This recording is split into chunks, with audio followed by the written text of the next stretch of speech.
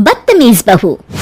सभ्यता से भरपूर शास्त्री परिवार की इकलौती बेटी मोहिनी को बचपन में ही पढ़ाई के लिए विदेश भेज देते हैं, जहां से वो सालों बाद ग्रेजुएशन पूरी करके इंडिया वापस आती है, जो अब संस्कार, सभ्यता, संस्कृति जैसी चीजों से कोसों दूर होती है।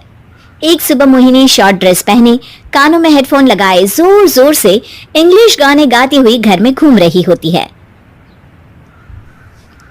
सुबह सुबह भगवान का नाम लेते हैं, राक्षसों की तरह चिल्लाते नहीं। पॉप्स, आपको अच्छे गाने की बिल्कुल समझ नहीं है, सो ठीक है, चिल पिल। अरे मोहिनी, पापा से ऐसे बात करते हैं क्या? सारी तमीज भूल गई हो। ओह मॉम प्लीज, इतनी बड़ी भी कोई बात नहीं हुई, सो डोंट ओवररिएक्ट। ऐसे ही दिन बीतते हैं जिसमें मोहिनी के तौर तरीके, रहने और बात करने का ढंग उसके मम्मी पापा को परेशान करने लगता है। भला कोई मानेगा कि ये मेरी बेटी है? रीति रिवाज और संस्कारों से तो इसका दूर दूर तक कोई नाता नहीं, और अब तो लगता भी नहीं कि कभी होगा। अरे ऐसे कैसे नहीं होगा? लड़कियां सारे नखरे अपने माँ बाप को ही दिखाती है। ससुराल जाकर उन्हें सब कुछ करना भी पड़ता है और मानना भी। पत्नी की बात शास्त्री जी समझ जाते हैं और कुछ ही दिनों में अपने से भी ज्यादा धार्मिक परिवार में निखिल के साथ मोहिनी का रिश्ता पक्का कर देते हैं। रिश्ता तो पक्का कर दिया, पर यहाँ मोहिनी को कैसे मनाएंगे? शादी ब्याह के मामले में आटे में नमक जितना झूठ तो चलता है जी।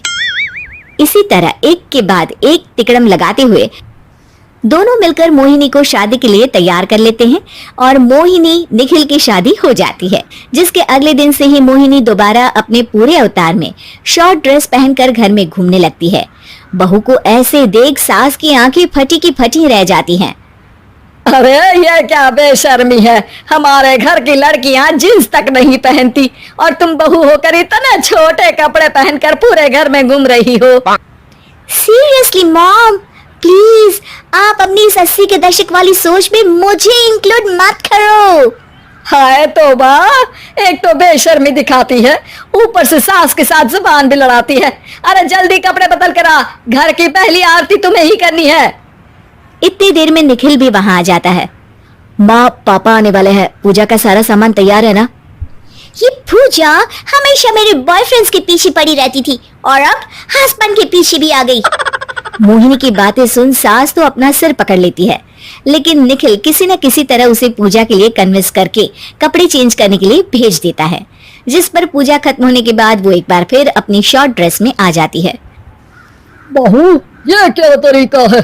संस्कार नाम की कोई चीज है या नहीं? नहीं ससुर जी, संस्कार मेरा दूसरा बॉयफ्रेंड था, अब तो मेरा उससे कोई कांटेक्ट नहीं है।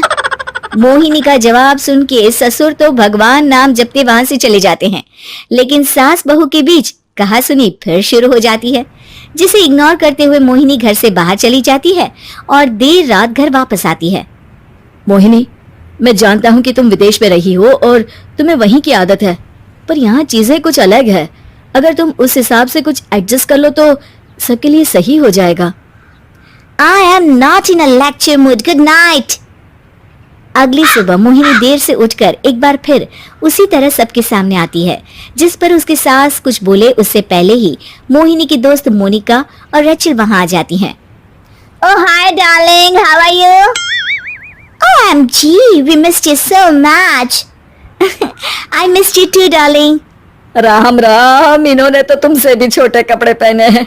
अरे तुम लोगों के अंदर कोई शर्म लिहाज बाकी भी है या सब बेच खाई?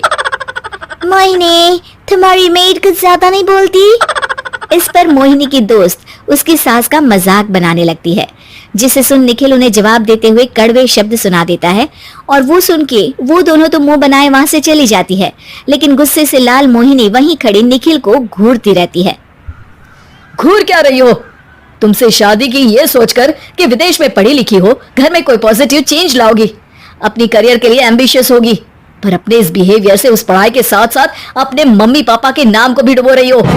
अगर तुम्हें ऐसे ही हाल रखना है तो यहाँ रहने की कोई जरूरत नहीं है। निखिल की बातें सुनकर मोहिनी रोते हुए घर छोड़कर अपनी मम्मी पापा के पास वापस आ जाती है। ससुराल में सब कुछ ठीक तो है? वो अपने आप को समझते क्या है? मोहिनी पर चिल्ला रहे हैं?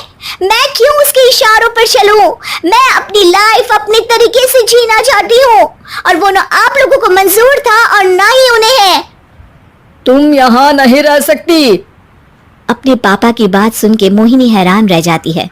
हाँ, तुमने बिल्कुल सही सुना। अगर तुम्हें अपने इस घमंड, बेशर्मी और बदतमीजी में ही जीना है तो तुम यहाँ भी नहीं रह सकती।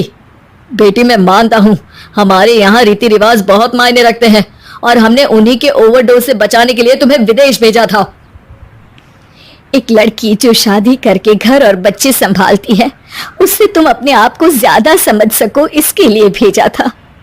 तुम उससे ज्यादा समझो और बनो, पर तुम तो किसी दूसरी ही ट्रेन में चढ़ गई बेटा। उसके मम्मी पापा बहुत देर तक मोहिनी को सारी बातें समझाते हैं, जिन्हें सुनकर मोहिनी को अपनी गलती का एहसास होता है। वो जॉब ज्वाइन कर लेती है और ससुराल वापस आकर उन्हें मॉडर्न बनाती है और खुद भी कुछ रिवाज सीखते हुए खुशी से रहने लगती है।